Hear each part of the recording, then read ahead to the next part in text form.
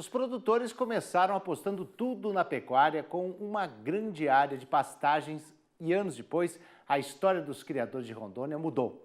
Conheça mais sobre o sistema de integração lavoura, pecuária, floresta na região amazônica.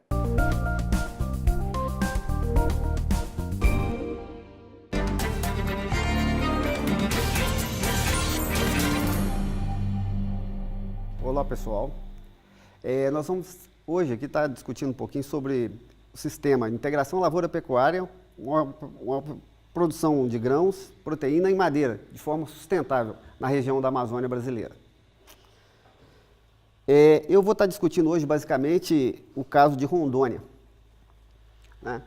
Rondônia é um estado que tem cerca de 25 milhões de hectares, 24 milhões de hectares, né? Cerca de 30% dessa área do estado, da área original, foi antropizada.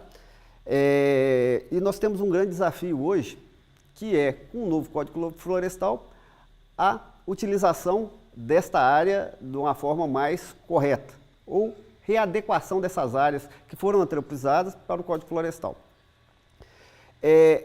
Dessa área que foi aberta, né, cerca de quase que na sua totalidade, a gente teve ocupação inicialmente com pastagem. Hoje, parte dessa área a gente está ocupando com grãos. Dessa área de pastagem, com o novo Código Florestal, a gente vai ter que readaptar algumas propriedades. Isso gerou um passivo florestal e o sistema de integração lavoura, pecuária, floresta entra com uma forma sustentável e econômica para viabilizar o processo de reocupação dessas áreas. Na nossa região, no nosso estado, Rondônia, existe um grande desafio. Nós temos áreas de solos eutróficos, áreas de solos distróficos, áreas de solos álicos, áreas com boa aptidão para a agricultura e outras áreas com menor aptidão para a agricultura. Nós temos uma estrutura fundiária diferente de várias outras regiões da Amazônia, calcada basicamente na pequena propriedade. Existe um grande desafio hoje, que é a ocupação das áreas de pastagem degradadas com grãos, com sistemas de produção de grãos e pecuária, e até mesmo com a adequação, com a ocupação florestal dessas áreas ou parte dessas propriedades. Bom, o Brasil é reconhecido por ser um grande exportador de produtos agrícolas, né? E sempre foi considerado um grande celeiro para a produção, né? Nós temos condições muito grandes de ampliação das nossas áreas de produção, principalmente com grãos e proteínas, basicamente sem procurar atingir novas áreas ou ocupar novas áreas, né? E a gente tem percebido isso e a gente tem criado tecnologia para isso, e o sistema de integração é exatamente mostrando isso. A gente tem aumentado em todas as propriedades que o sistema de integração lavoura-pecuária entrou, você aumentou a produção de proteína, houve um plus com a produção de grãos, né? E isso acabou exercendo uma menor pressão sobre a incorporação de novas áreas ao sistema de produção, principalmente pastagem, que normalmente, dentro da Amazônia Legal, é a única forma que se vê de ocupação de novas áreas. A conversão de sistemas naturais dentro do bioma Amazônia para a agricultura é uma tecnologia extremamente cara. A atividade agrícola não remunera esse tipo de atividade, né? O custo de preparo, o custo de conversão desses sistemas naturais, ele é extremamente oneroso. Uma das formas que as pessoas têm feito para ocupar os sistemas dentro da Amazônia é exatamente para o sistema de pastagem. Inicialmente se utiliza essas áreas com exploração de madeira, posteriormente com pastagem, e as áreas de maior aptidão a gente quer pelo menos utilizá-las com atividade agrícola também. Nas áreas de pastagem, o sistema para a ocupação com essas áreas inicialmente com pastagem é aquele sistema bastante rudimentar ainda, onde o indivíduo faz aquelas pequenas derrubadas, usa do fogo para tirar a grande parte daquela composição vegetal que tem ali em cima, e aí ele coloca o seu pasto e posteriormente vai utilizando aquelas pastagens por muitos anos. Dentro do nosso estado, esse sistema perdurou por quase 3 décadas. Só que essas pastagens começaram um processo de degradação e esse processo foi culminando em cerca de mais de 70% das áreas de pastagem do nosso estado hoje estarem degradadas ou em algum estado de degradação. E isso não é uma realidade só do estado de Rondônia. Isso a gente percebe também no estado do Acre, a gente percebe isso também no estado do Pará. Né? No estado do Amazonas, a pecuária não é tão pujante quanto nesses outros estados. No Mato Grosso também a gente percebe essa mesma coisa, só que no Mato Grosso, em função da estrutura fundiária que o Mato Grosso tem, a conversão dessas áreas de pastagem para a agricultura, elas são feitas numa velocidade extremamente maior, né? Principalmente em função dos módulos fundiários encontrados naquela região.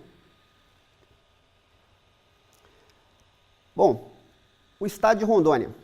O estado de Rondônia ele tem cerca de 24 milhões de hectares, nós temos 52 municípios, nós temos cerca de 1.600.000 habitantes e nós temos pouco mais de 30% da nossa área antropizada. Essa faixa mais vermelha que vocês verem no mapa é exatamente a área que foi colonizada do nosso estado. Esse processo de colonização ele aconteceu na década de 70 e foi basicamente constituído de imigrantes que vieram da região centro-sul do nosso país, né? Num processo de ocupação da Amazônia para que o governo militar acreditava que ela corria um sério risco. Então, buscou-se uma leva e assentou esse pessoal dentro, principalmente do estado de Rondônia, que é um grande projeto de assentamento rural. E isso deu a principal característica do nosso estado hoje, que é um estado basicamente de pequenos produtores. Bom, nós temos de 6 a 8 milhões de hectares de pastagem, né, cerca de 12 milhões de cabeças de boi, né, mais de 70% dessas pastagens que a gente tem em conta no estado de Rondônia, encontra-se em algum estágio de degradação.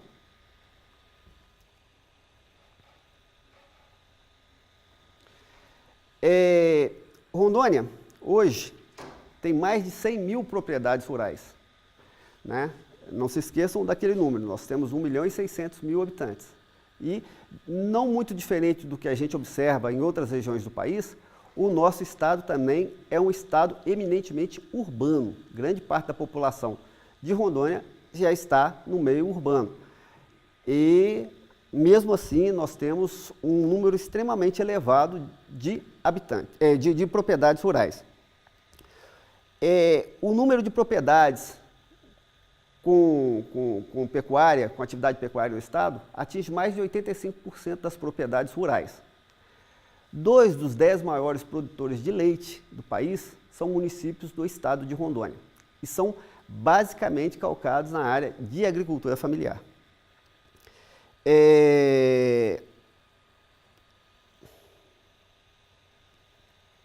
Aqui está a distribuição fundiária do estado de Rondônia. 58%, quase 58% das propriedades de Rondônia tem menos de 50 hectares. 23% tem de 50 a 100 hectares. 16% de 101 a 500 hectares. Cerca de 4%, 3,5%, 4% são propriedades acima de 500 hectares. Né? Isso caracteriza Rondônia e isso faz com que Rondônia, Acre e algumas outras regiões da região norte tenham dificuldade de crescimento rápido para a cultura de grãos. Exatamente o módulo fundiário que essas regiões têm. Isso, de um lado, é complicado para o avanço da atividade agrícola, mas pelo lado social é extremamente interessante, pela distribuição de renda e a ocupação dessas áreas. Vários municípios do nosso estado, né, são bem caracterizados com atividade pecuária leiteira, com produção de café, com produção de milho e caracterizado basicamente em pequenas propriedades. Bom, do rebanho nosso, nós temos cerca de quase 8 milhões de cabeças de boi na área de corte e 3 a 4 milhões na área de leite, né? Nós temos vários frigoríficos, plantas frigoríficas no estado e cerca de 50 laticínios. Uma coisa interessante, apesar de ser um estado que a gente tem a pecuária de leite forte, né, a média da pecuária leiteira, nossa, atinge menos de 5 quilos de leite por vaca por dia, né? É uma produtividade extremamente baixa.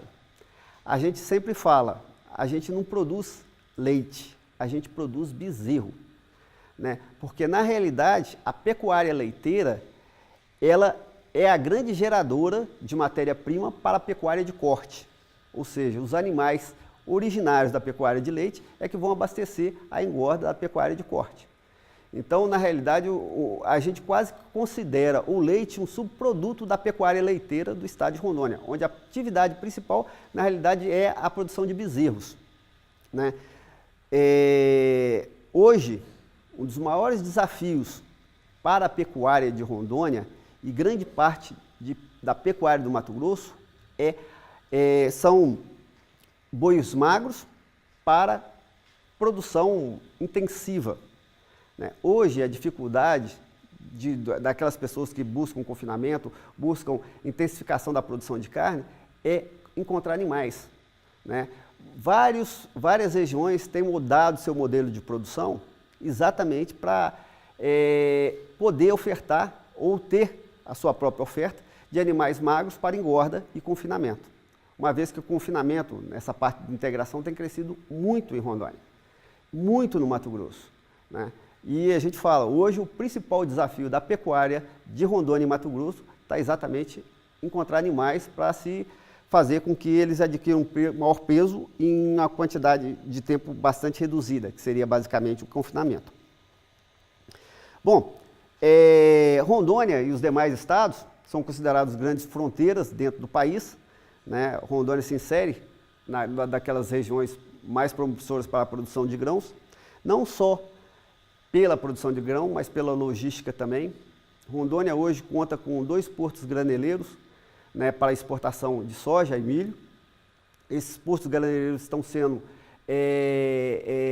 ampliados, na realidade eles estão mudando, parte desses portos estão construindo novos portos numa região mais adequada da ocupação do rio. A nossa capital foi criada em cima de um porto e ali perdurou, só que esse porto apresenta um sério comprometimento de escoamento da produção a uma determinada época do ano. O pessoal avançou sobre essa área que causa essa restrição e a gente deve multiplicar por 2 a 3 vezes a nossa capacidade de escoamento de grãos. Essa capacidade de escoamento não dá as logísticas de escoamento do grão produzido no estado de Rondônia e principalmente do grão produzido na região leste do estado do Mato Grosso, no qual compete com a logística de Rondônia e a logística da 163 para escoamento da produção de soja e milho. A produção de carne, nós temos os mercados daqui da América do Sul, através da integração, principalmente com essa parte mais do Peru, Bolívia, né? Através da rodovia do Pacífico, que passa pelo estado de Rondônia e passa pelo estado do Acre e vai até o Oceano Pacífico. Essa logística, infelizmente, essa logística ferroviária, ela deve abastecer basicamente a indústria turística. Dificilmente ela vai conseguir servir para escoamento de produção, uma vez que a transposição da Cordilheira dos Andes não favorece, né, esse trânsito de veículos pesados e principalmente de commodities agrícolas, que a gente tem um grande volume e um baixo valor agregado.